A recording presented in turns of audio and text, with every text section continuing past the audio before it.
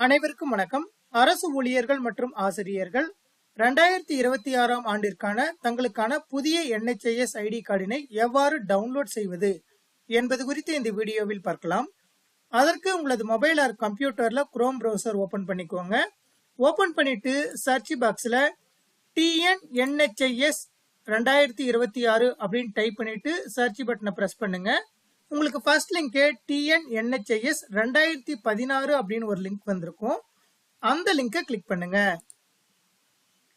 நீங்க கிளிக் பண்ணினதும் new health insurance scheme 2021 அப்படின்னு வந்துட்டு அதற்கு கீழேயே லெஃப்ட் சைட்ல லாஸ்டா எம்ப்ளாயி இ கார்டு 2026 அப்படின்ட்டு ஒரு ஆப்ஷன் வந்திருக்கும்.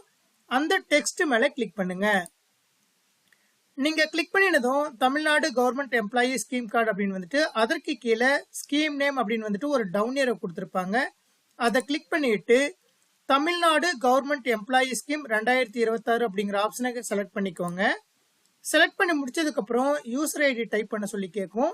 அந்த இடத்துல உங்களுடைய 11 இலக்க IFHRMS நம்பரை டைப் பண்ணிக்கோங்க.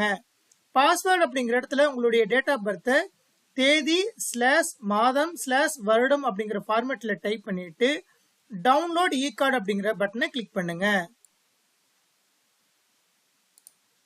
நீங்க கிளிக் பண்ணிட்டு கொஞ்ச நேரம் வெயிட் பண்ணுங்க.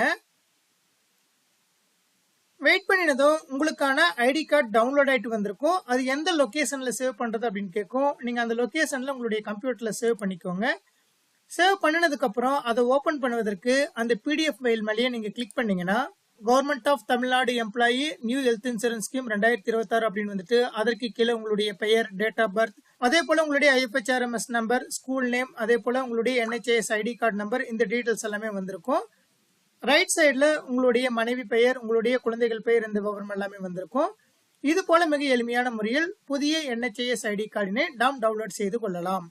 நன்றி.